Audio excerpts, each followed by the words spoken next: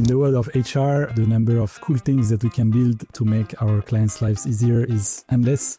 Every single small task can be automated by AI. As a human, you need to still coordinate all of this, but you need to know where you can use AI and how. I'm not looking for the trend or the cool tools. I'm looking for the use case and the impact. Everybody can give you a high-level roadmap of HR software. Not everybody can give you all the small details to make that happen. If you're building something that your employees will rely on, that is one of the pillars of your company and the trust that the employees have towards the company. These are great prototyping tools. But using it in production, you can find many examples of disasters that happened with people doing that. It's a recipe that's very hard to put in practice. With the team, I do one-on-ones with everyone. I want to hear from everyone to understand how people are doing, what are their frustrations, what do they think we should do to have better results.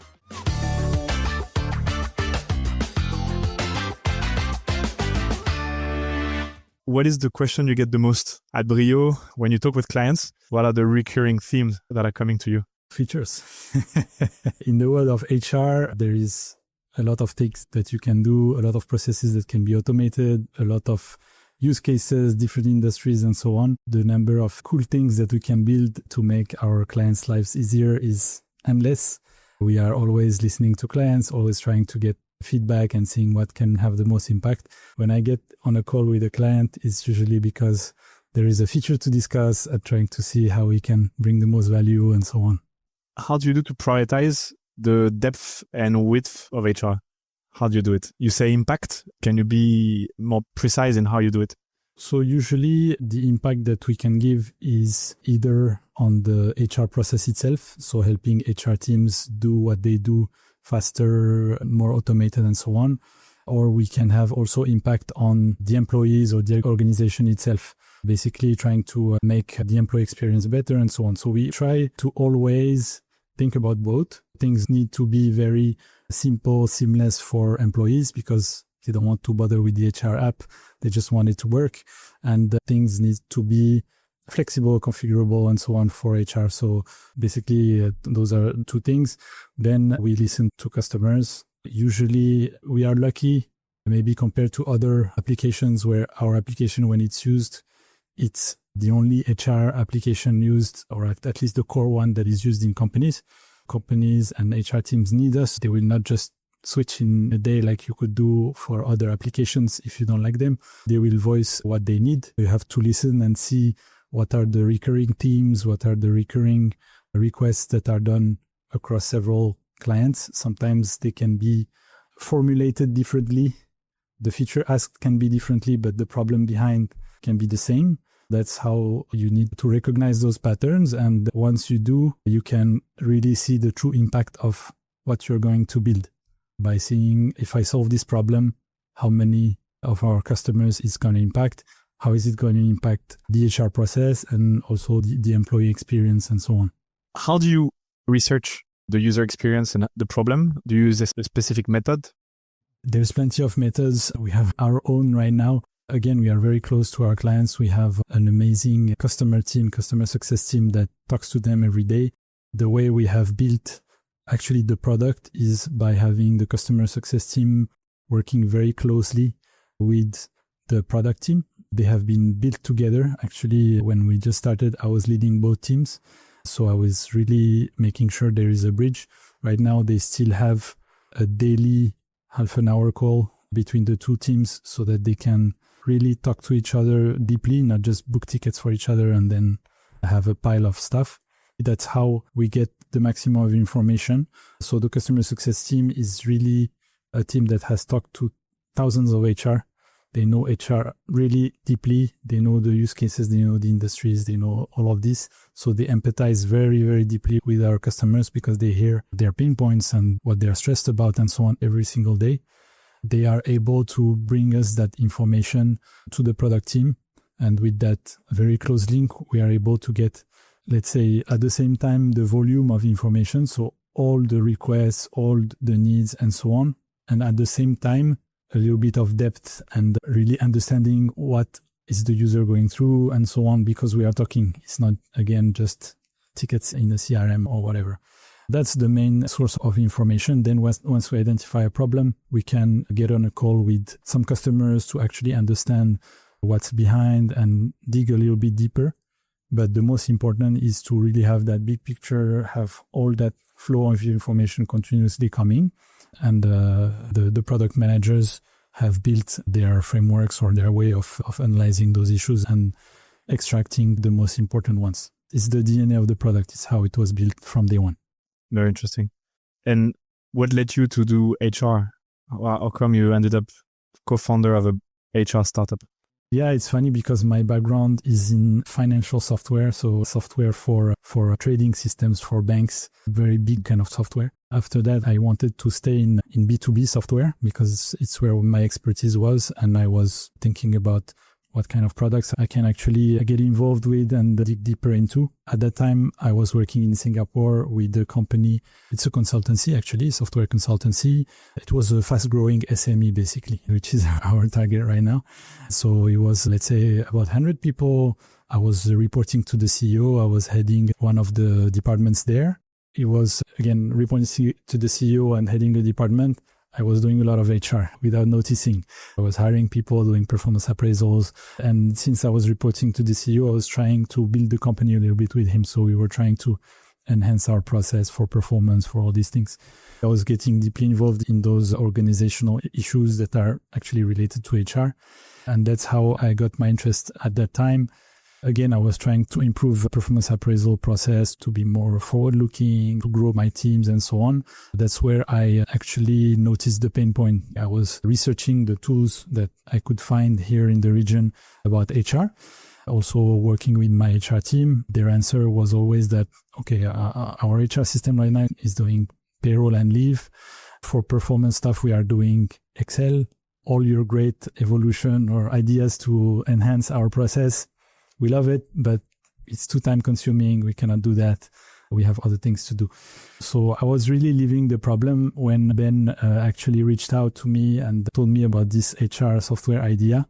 We were friends before, so we were talking every now and then about our experiences. And it really clicked with me because I was actually trying to solve that problem. Although I was thinking about starting a B2B SaaS startup, I never thought about that. That's how it started. I've actually always been very passionate about building teams, people management, and so on. So it resonated with me quite well. Would you say you have a vision for the future of work? If you have one, what is it? Vision for the future of work. I'm always quite careful with that because the visions for... Then you need to build it. True. No, I was going to say it changes quite a bit because a couple of years ago, if you talked about future of work during COVID, it was all the remote and hybrid and all these things. It's still the case. It's something that we practice here at brioHR, hybrid work. But right now it's more maybe related to AI. So, okay, again, it's a trend. So that's why I'm always a little bit careful with that. The way we work is getting deeply transformed with the new AI tools that are at our disposal. Most of the, let's say, office-based work, computer-based work is changing with AI. Let's say, broadly speaking, if we want to think about the future of work, is going to be a lot related to this topic of AI because everybody will have one or several AI agents working for them on different tasks, allowing them to do much more than what they are doing right now. I would actually think about that when thinking about future of work. Interesting. You brought up the question of AI or the topic of AI. Can you tell me about it in the context of HR, in the context of brioHR, and in the context of leading teams at brioHR that are building software? Can you tell us how you're managing it? When we think about AI, for us as a product company, there's always two dimensions that are very different, actually. One is how do we incorporate it in our software for our clients? So that's the AI for HR. The other topic is how do we use it as a company to work faster and better and so on. When it comes to HR itself, of course, we have many projects about HR features AI features that are incorporated to our product. We have already some that are in the product and some that are, let's say, cooking. So usually what we try to do is, let's say, specific tools that do specific tasks because we want to make sure that the adoption is good. If you do a very intelligent HR assistant that will do everything, people will have a little bit more of a hard time to adopt it because our customers are not necessarily used to use AI in their everyday life. We would like to have something always very specific that helps you do a lot of the things that you do. So usually the easy use cases are help you to generate or to write something faster and better, helps you to summarize stuff. For example, summarizing performance appraisals at the end of the cycle or summarizing an onboarding process, all of these things. It has a lot of applications. Another important aspect is the data extraction, allowing you to extract data and build reports in the way that you want, analyze the salary trends for my past recruitments or something like that. So it can get data from different parts of the system, combine it together and do some analysis for you. And the third dimension is compliance and regulations. It needs to be very deeply tested. So we are working on some frameworks to do that. But the point is that it needs to have a more or less 100% accuracy, but it can help people that are not necessarily completely versed in the regulations and so on about employment acts or about payroll regulations, tax regulations, and so on, to ask questions and to get help. It's one of the big values that our software can bring. And the last one I would say is to help actually people perform some actions in the software with the natural language. So book a leave for me, or actually run payroll for me, add some bonuses for my employees, something like that. So those are, let's say, different bricks that will compose the AI and that will be progressively appearing everywhere in our application and will help HR to perform all their tasks with more speed, more accuracy, more compliant, and a more easier user experience. Again, it's already appearing everywhere and will continue for the months and years to come.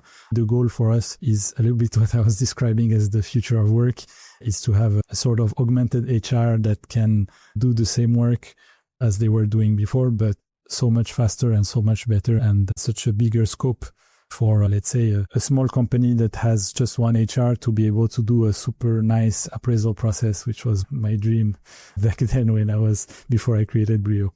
That's for HR. Do you have questions on that, or should I go to the productivity in our team? No, that's clear. Productivity in the team sounds good.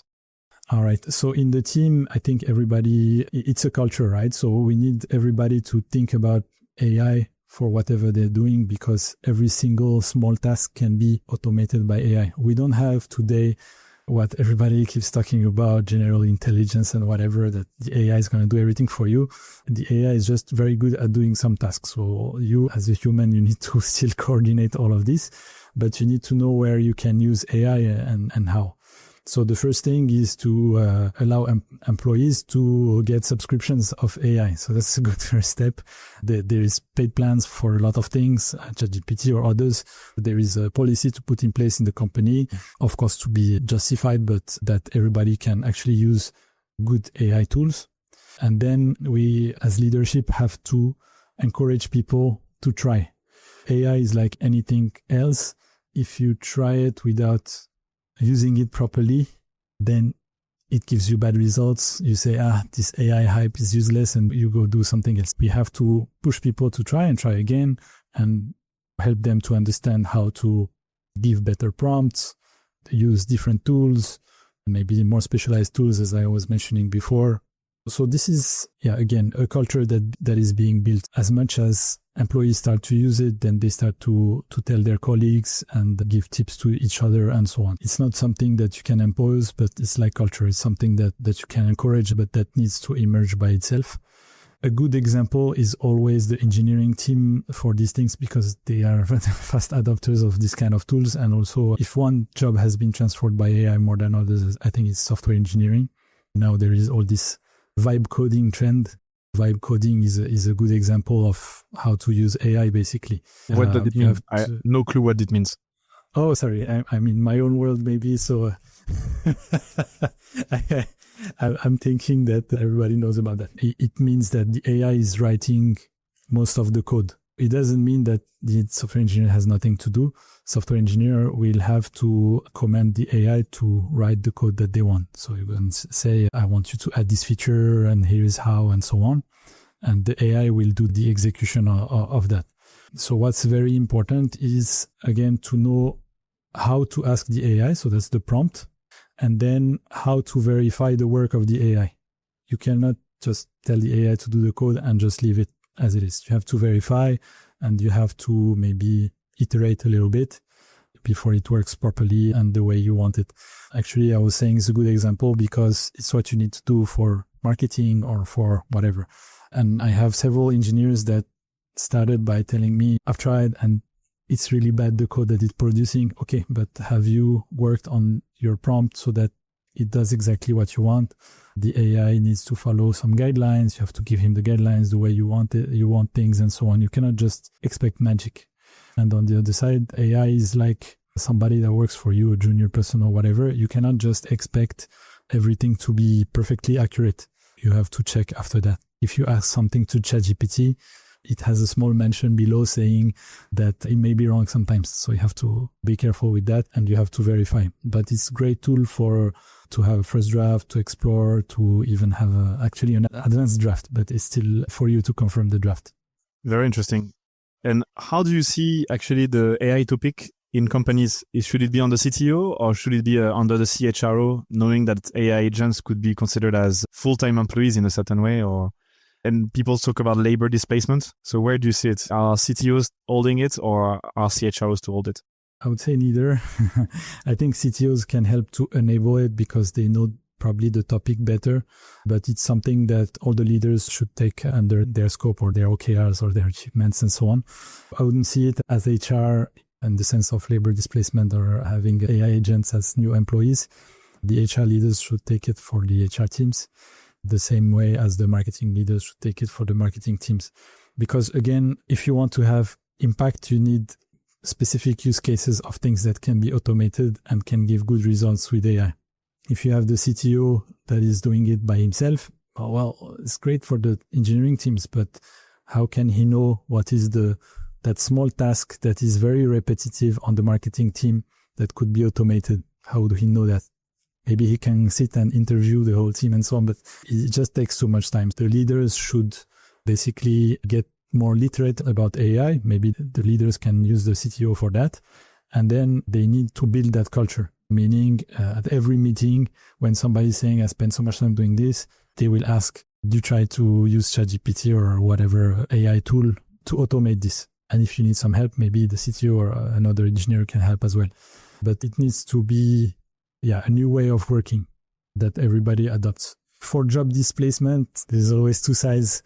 The optimists, I'm always an optimist. For me, it's like any technological revolution empowers people to do more things. So one person with less skills can do much more things. As far as I know, we are not out of things to do in any company. So if one person can do more things, all companies can do more things. It just raises the bar. And guessing what are the jobs that are going to be created thanks to the AI revolution, for me, it will never happen. It's pre-internet. How would you guess that somebody will be doing performance marketing or whatever, cybersecurity? Maybe that one you could guess, but I don't know. There is a million jobs that is impossible to guess in advance. It's just that in the 60s, if you want to use a computer, you need a PhD from whatever engineering university. This is the only one that can use it. Today, anybody can use a computer. That's the difference. Everybody can do what that guy in the 60s could do. And that's it. It doesn't mean they have nothing to do. They find other things to do. People will be able to do more stuff and will adapt. So is there going to be a transition with some massive job loss and so on? It's possible. It's definitely possible, but that will be a transition and people will find new interesting stuff to do. One of my issues with AI is to discover new tools or making sure that I'm using the right ones. I'm using the latest ones or the best ones, the proven ones. How do you currently do this discovery and the curation to make sure you're on top of the best ones? Yeah, I don't like to use too many tools. I don't necessarily need to be ahead of the curve in all tools. I'm looking for impact. So I'm looking for the few tools that will have a great impact. Personally, my thing to go and explore every single tool. Some people love to do that. So I think a little bit that way. What are the tools that are proven with a proven use case? I'm looking for the use case, and the impact. So I'm not looking for the trend or the cool tools and so on. I'm reading some tech websites or LinkedIn and so on. And it's quite easy to see the ones that have impact. They really stand out, and you have to go for those ones. Especially when it's a new trend like AI or Web3 a few years ago or whatever, there is a lot of things that are super cool and everybody supposedly use it, but you don't really understand the use case and the impact. I will not try. Okay. So use case first and then tech second. So you find the use case and then you find a way to automate it. So you were looking at repetitive tasks. So basically a business problem. Okay. Yeah. It can be the other way around, but it's just that if you talk to me about the tool, I want to understand the use case and I want to believe it can be solved, not 1% solved or not scratch the surface by the tool. Sometimes people get excited about tools without a real use case or I'm this kind. Or, magic. I don't believe in magic, maybe because I'm also in the software industry, so I know what things are capable of doing or not. So if something sounds too magic, I'm skeptical. I want to see it first. Okay. Can you tell us about the different roles in the team? Like how you've structured your team? What kind of roles? It's probably the easiest. So the product team? Yeah. Your entire team at the moment. On the product team, what we have right now is quite usual. We have a software engineering team that is the bulk of the team. So we have engineers that in most cases we specialize either on the front end or the back end. That's how we do it. They are also working in small squads that are specialized in certain projects or outcomes that we are trying to achieve.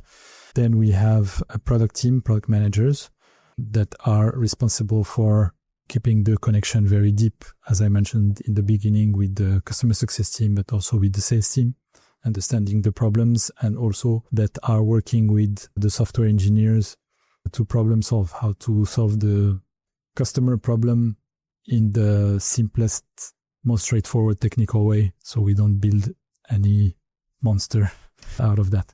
Then we have a designer team that will work on the product design, so the user experience, UI, UX. A little bit similar mindset. They need to be very close to the customers, to the customer success team, to really empathize and understand what are the pain points and how the users are using the application, and translate that into designs that are, again, pragmatic, practical to actually build, focusing on solving the pain point of the customers in the simplest technical way.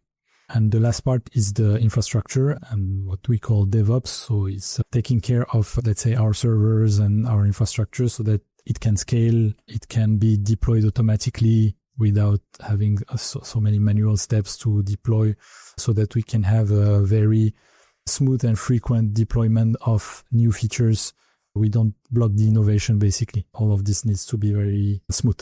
Those are the different components of the engineering team. Our team is like all the teams in Brio at the end of the day. We usually try to have a little bit less people, but more senior, more passionate, more driven, so that they can work a little bit autonomously and they can focus on delivering impact rather than having too many teams, too many people that will be harder to manage, and maybe where you will have people that are less driven and so on. So we are really particular about that. The product team is one, but I think it's the case across the company.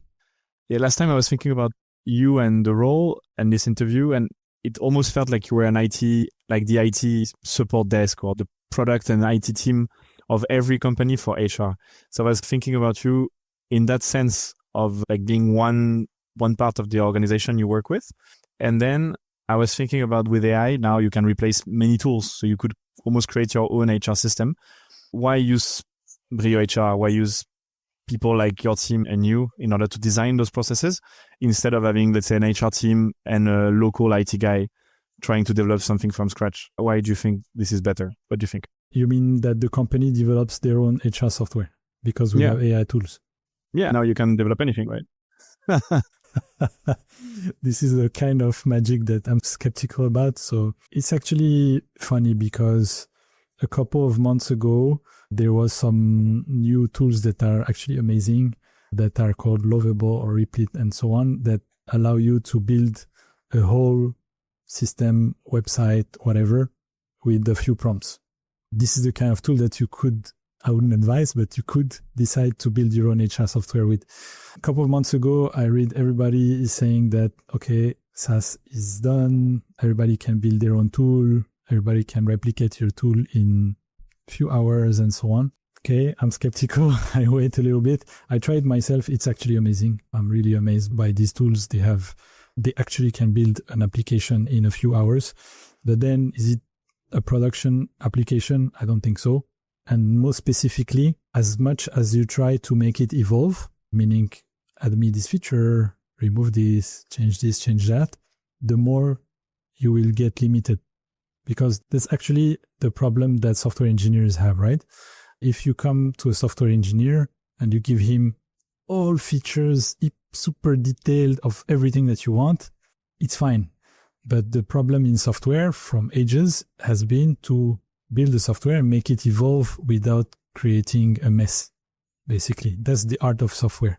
This problem that exists for engineers for years obviously exists for AI right now. When you build something with Lovable, it's nice. Then if you start adding things, you're trying to fix bugs, you're doing some testing and you're trying to make it perfect. As much iterations you do, as much it's going to become difficult. It's not going to work well. It's going to break things like a junior software engineer. At the end of the day, what people are saying right now, and now I'm reading that everywhere, and that's what I've believed since the beginning, these are great prototyping tools. If you want to build, like even us as a product team, what we are trying to do is instead of writing so many documents, just build the prototype on Lovable or on Replit or whatever, and then give that to the software engineer to build the proper one. It's faster and it's more visual and it's super nice.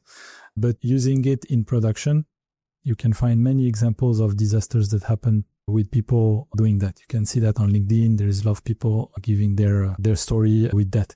And I think even the owners of those tools themselves wouldn't deny that, maybe for a simple application, but for the rest, it's not the purpose. So to come back to your HR question, I really wouldn't advise somebody to do that because any maintenance will be very complicated. Anything that you want to do in the future will be very complicated. You're setting yourself into a big trap. You're not building a prototype. You're building something that your employees will rely on to get their pay, to book their leave.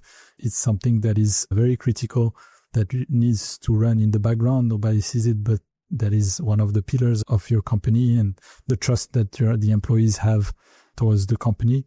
You want to invest in a proper tool that will actually ensure that sustainability of the tool in the future and make sure that it's compliant and so on and so forth. Very interesting. Another question, and it's kind of what happened at the Series A event. I think we didn't have enough time to talk about, so what now? You just got $6.5 million. How are you going to spend them? How are you going to deploy the capital in tech specifically? How do you see the product evolving in the next, let's say, 12, 24 months? If you want to share anything about the long-term outlook you have as the CTO, knowing you don't want to be committing to anything, but just like giving a sense of where we're going as an organization on the product roadmap side. So basically on the product team, where we spend the money is people, obviously. The investment is primarily also made for investing in sales and marketing so that we can grow the company. But your question was about product. So if I talk about product, we have actually been growing the product team. Maybe if I talk a little bit about that before talking about the roadmap, our product team has historically been very small. We have actually built a lot of things with a small team. So we were under 10 engineers not so long ago and building an application that's, let's say, more modules than engineers. That's actually quite an achievement that we are very proud of. The team that has built that has been very loyal to the company. They have been there for a while. When you're working in a startup, it's always a bet on your career in a way because you don't have that big brand name and so on. You don't know if that Series A or whatever the founders promised you, is it going to happen? So you really have to believe in the company, in the founders, in their vision and so on. The product team that built that product really did that. They worked really hard. They went extra miles so many times. They put they bet on their career for the company. It has been for us an amazing foundation to actually grow the team. When we started hiring for the software engineering team, I'm very proud of one thing is that we have had so many referrals from the team. So the new joiners, most of them come from a referral. our engineers that are top engineers, I want to say, recommending us their top peers that worked with them before. That's the way we build an A team, basically. So that's what we have been investing on, building that great team. So it has already grown significantly and it's ready to tackle the challenges of the future. So it's not just software engineering, by the way, it's product and design as well. All have grown, again, with the same philosophy. Some people that are senior and passionate about their job, that want to do things with great quality. That's with this philosophy that we have been growing the team. And since it was coming from referrals and so on, we have been able to hit the ground running, basically. They already know each other. They're already good professionals, so we can continue fast. On the roadmap, there is a lot of things. What we are focusing on, one thing is AI, obviously. We have a lot of AI features coming up. Again, it's very exploratory. We were talking about AI tools that are useless. We don't want to do that. We are working hard to have AI tools that have impact. But other than that, we are working hard to actually make our offer more extensive, to cover better most of the use cases that we see, especially on, let's say, bigger size SMEs that are a strong point right now, that are companies that have complex organizations, that have positions, employees that are moving positions frequently, that need a follow-up on their career development and so on.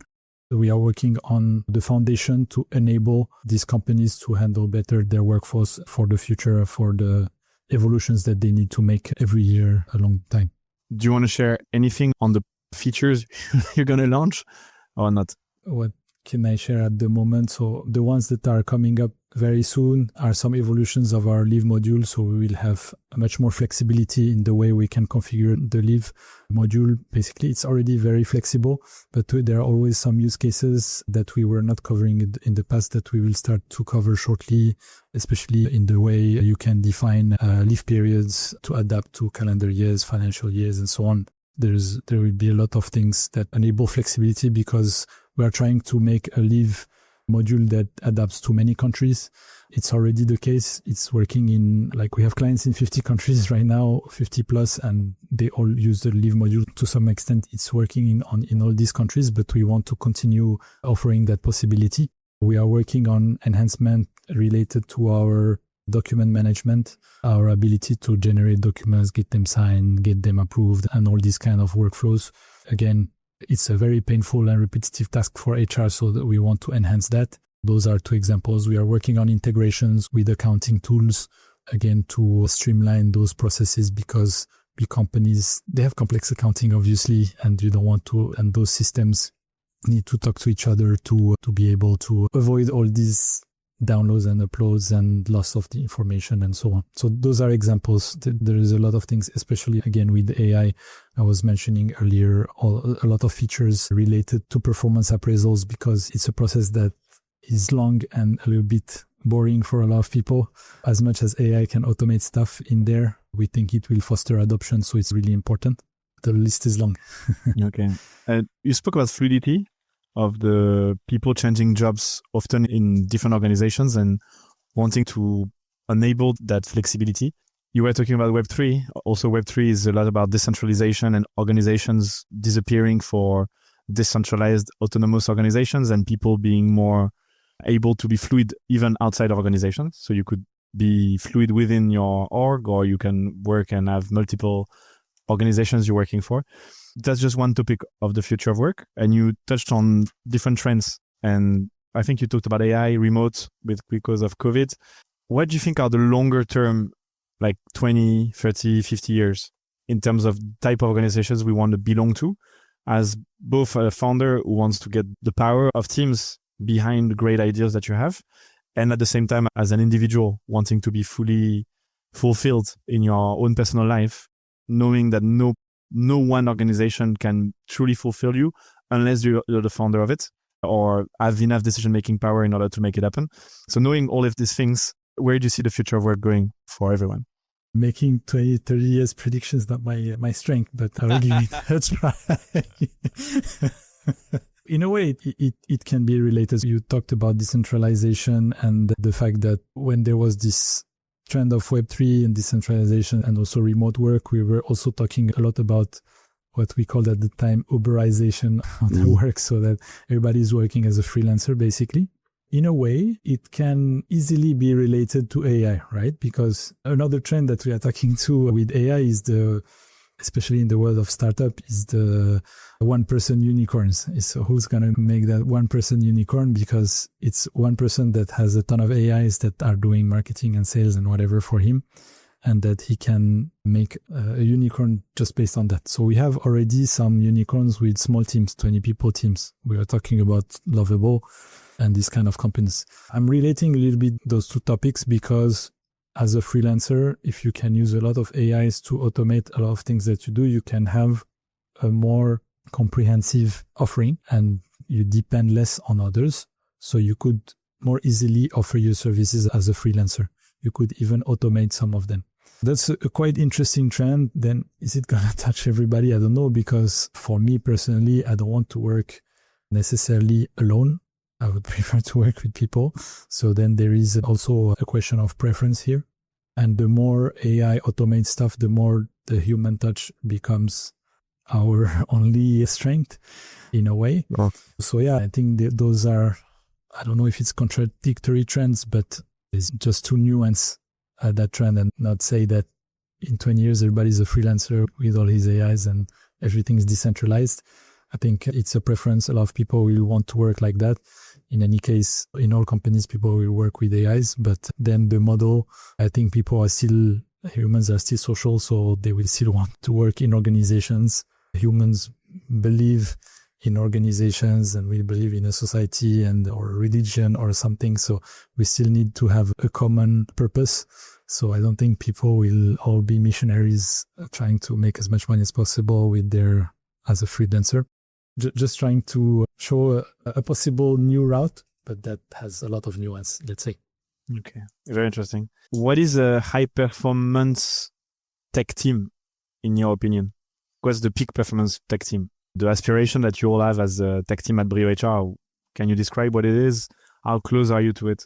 For me, peak performance tech team, again, it's a team, obviously I'm going to state the obvious, but that is very product focused. Stating the obvious, but actually it's not that obvious to put into practice, because when you hire engineers, a lot of times they are code focused. They want to code.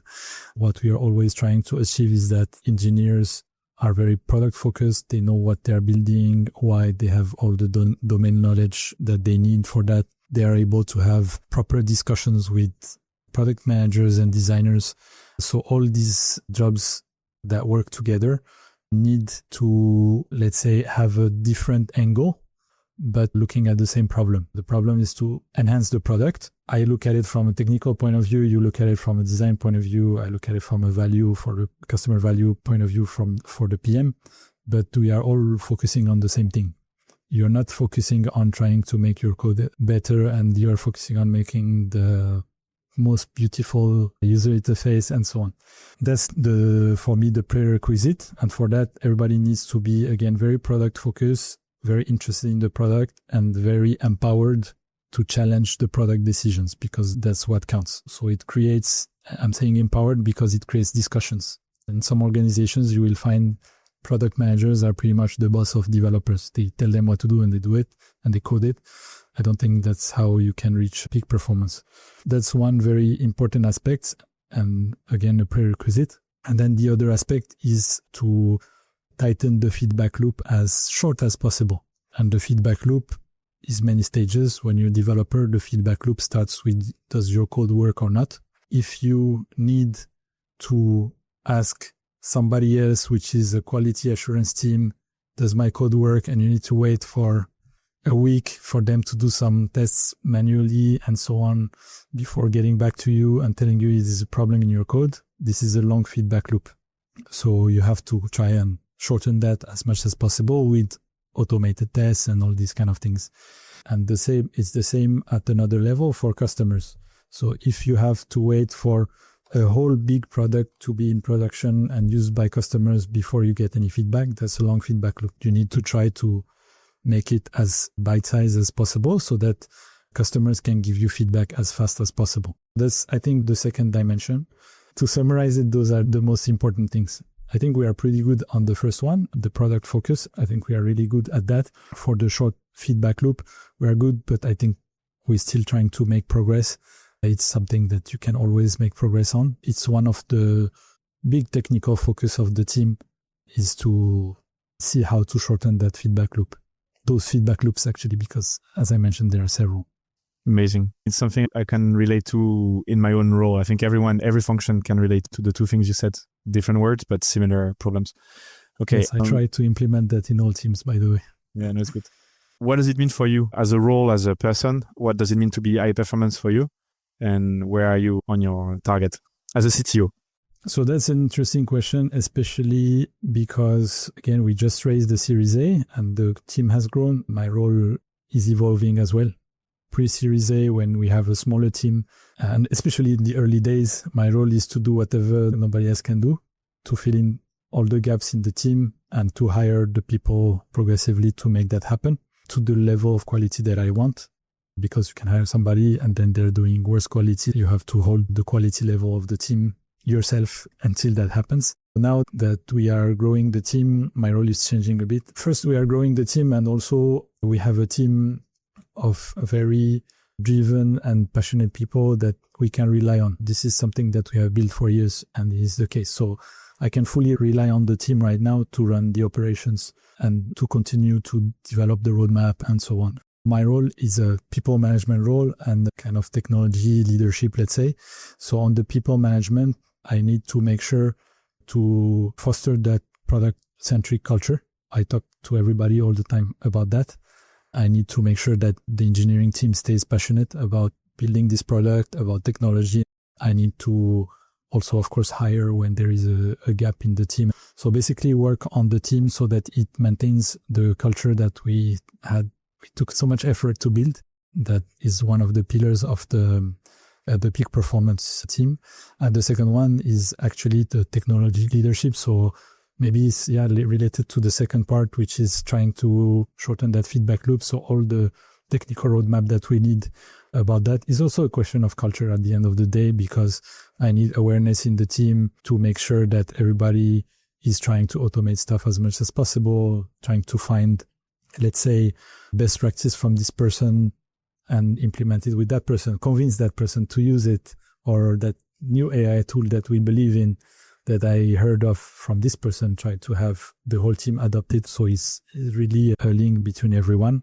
And part of that role is more of the product vision, making sure that we are true to our vision, that we keep incorporating everything that we need from what we hear from customers, what we hear from prospects, continue again that culture that is very close collaboration between product team and customer success team and sales team, and make sure that we take the right decisions. When it comes to the product, it's also very important for me to be involved in the details. I will not, as much as I did before, lead the product roadmap or product initiatives, because before I was leading specific ones. Right now, I want to be involved in all to help with the decision making. It's make or break, because product is built on the details. Everybody can give you a high-level roadmap of HR software, but then not everybody can give you all the small details to make that happen. I stay very close to the product team for that reason. A lot of team culture that I need to maintain and enhance and so on. Team structure and hiring and so on. Product vision, basically, to summarize it. How do you make sure you have your feedback loop you were talking about in order to keep improving your role within the team? And how did you learn, or how did you find your space? Because you said you changed. How did you get the signals to change? How did you pick on them and then reinvented your role? So the feedback loop with the team, I do one-ones with everyone. I want to hear from everyone, and we have leaders for all these teams. So I don't do a one-one that is very task-driven. I do a one-one to understand how people are doing, what are their frustrations, what do they think we should do to have better results, what they're missing, and so on. So I usually let them talk and have this kind of discussions with them. And I try to pick the right ideas to spread around the team. Because with my experience, I can identify the ideas that can spread, that can work, from ones that are maybe a little bit too niche and not interesting for the whole team. And how to reinvent my role actually it's about leverage, basically. So the more the team can do, the more I need to focus on high leverage tasks, or the more I can, because I always want to. So when the team is small and not experienced yet and so on, I need to do stuff myself. It's critical to do stuff, otherwise the roadmap doesn't move, but it's low leverage, meaning if you do it once and if next time you have to do the same thing, you have to do it again. There's no leverage. If the team grows and you are able to rely on the team to perform all these tasks, then you can try to find what are the things that you can do that have the highest leverage. So basically working on the team, making sure that things like the team culture, product vision, all these things is very high leverage, because if you do it right, the whole team will work better for years. If you do it wrong, you're going to lose a momentum. You have something that is very intangible that you're going to lose and that you're going to take years to rebuild, because people will have changed their habits and their way of working. The product vision is the same. If after 2 years you realize, hey, I was going that way and now I'm going the other way, it's too late. It's too much inertia. Product has inertia. You have to keep the right direction and the effectiveness in the way it's executed, meaning no waste, no overcomplicating stuff. That's why I try to stay deep in the product. Even if it's detail, it's high leverage, because all these small bricks on the product is what is going to make it so complicated. I'm sure everybody uses a lot of tools that never evolve. It's the same since 3 years I've been using it. There is a reason for that. It's because it became so complicated behind that any change becomes really complex and expensive. We really want to avoid that. We have not been there. We are releasing features every week, and all of this is because we try to work on all the details so that it doesn't create unnecessary complexity and so on. I think I have one last question for you. I was going to bring up the topic of culture, and you spoke about it a lot in the tech team question, in your role as a CTO. You're a very soft person. I think you have this way of being able to influence things without being too pushy. And I think that's a lot to do with your capacity to listen. And I'm always making jokes that you make me talk too much, because I have the opposite way of being sometimes. And I think for the culture thing, one thing that I see in the way you talk, but also in what you've built at Brio, it's very organic. So you're not really pushing things to kind of work. And I don't feel the culture is imposed on anyone. Tell me if I'm wrong, but I don't know how you do it. I would have the opposite way of trying to inspire, and this is the way, and try to sell kind of thing, or pitch or push. And at the opposite side, you're doing something that is very organic and it feels like it's working. So how did you make it happen? Or how do you make it happen? Because the team is growing and you have a lot to do with the internal culture at Brio. You've been holding those calls or town halls, I don't know how you call them. How did you build it from scratch? From the beginning, is it something that is recent? Is it intentional? As you just let it be and you got lucky? What's your lecture? Definitely didn't let it be and got lucky. It's one of the things that I'm most passionate about. It's one of the things that I've worked on so much. It's really not easy to build, in my opinion. I wish I was more Steve Jobs kind of inspiring people. In 1 second, I do one speech, everybody has the right culture. That's not my thing. It is more organic. My way of doing it is based on trust. So I need people to trust me. I need people to trust that I can lead them to working better, even having better careers themselves. And also it's based on finding the right people that are a fit for your culture. To be completely transparent, before you start a company, you are thinking, I'm going to start a startup and I'm going to hire these people. They're all going to be all super passionate and work with me and so on. And it's going to be so beautiful. It's not that easy, because most people, and it's very understandable, I'm not criticizing anybody, want to do their job and they have their family. They are not necessarily self-driven like that.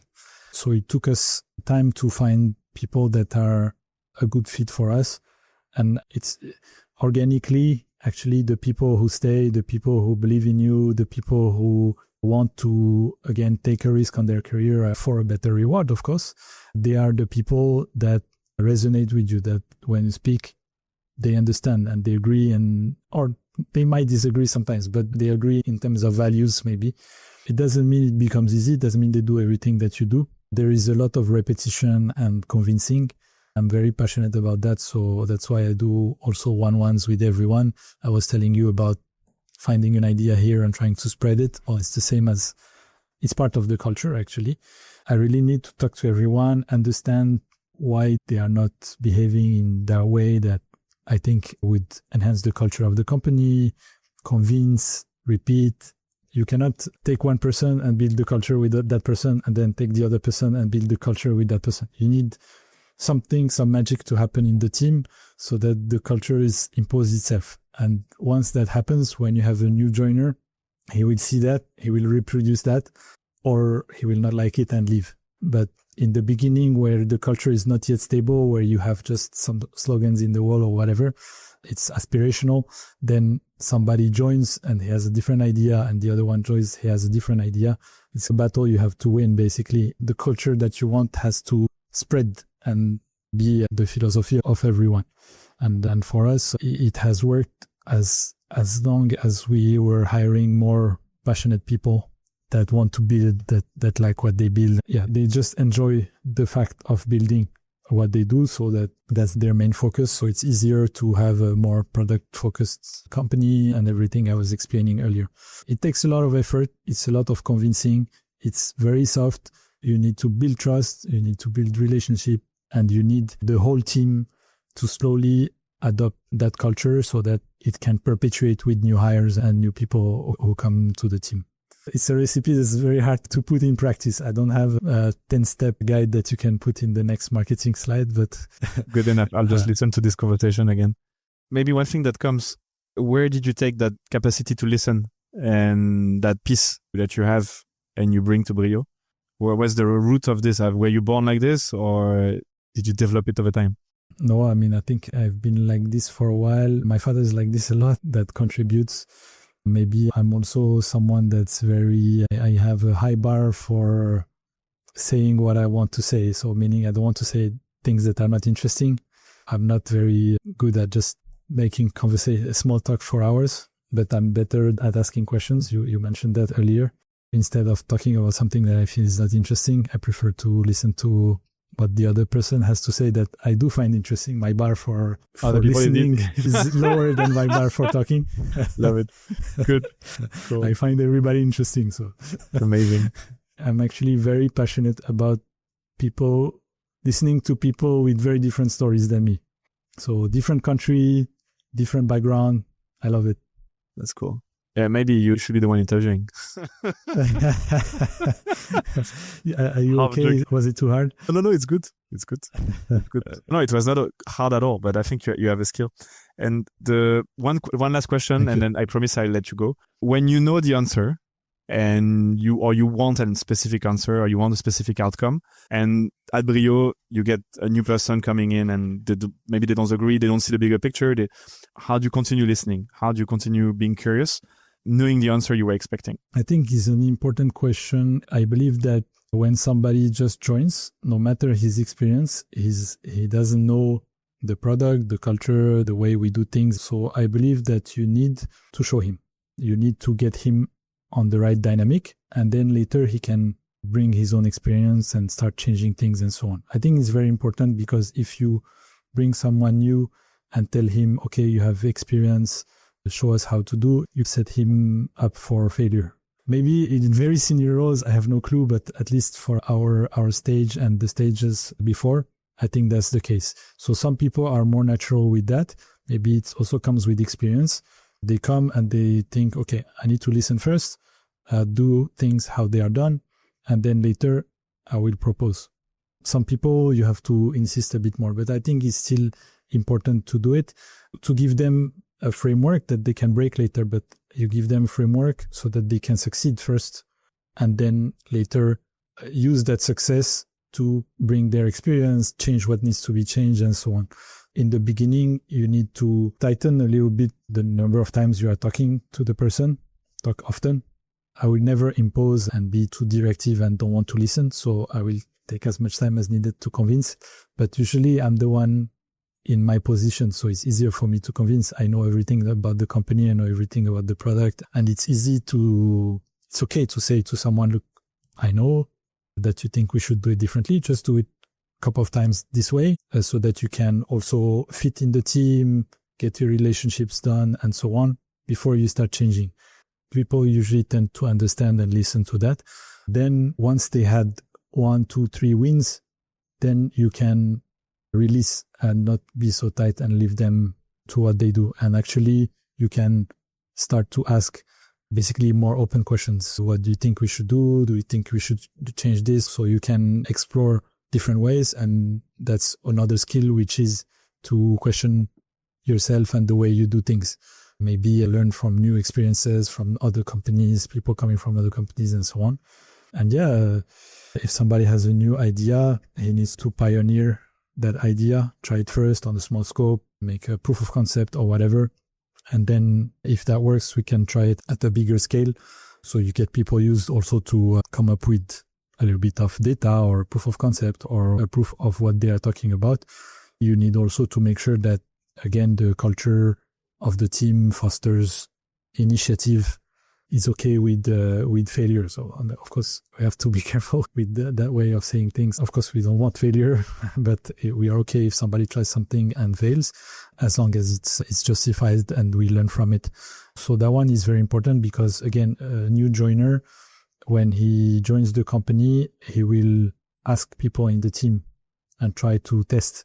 If he can see that everybody is encouraging him to have initiative, then he will do it more and more, and he will be comfortable to voice his ideas. In the company, usually, so the product team, but not only, we don't encourage somebody to just do their job. It's a growing company, so we want people to do their job and do stuff for the team. It has always been part of the objectives and so on. So that's how we encourage those things. So yeah, it's different times, but I think it's important. If you do it too early, then I think it's too complicated for the person to succeed. If you give them the right foundation and then the right environment, so the team, they have more chance to succeed in bringing up new ideas and so on. Cool, man. Thank you so much for the time. Really appreciate it. Thank you. Thank you very much. It was a pleasure.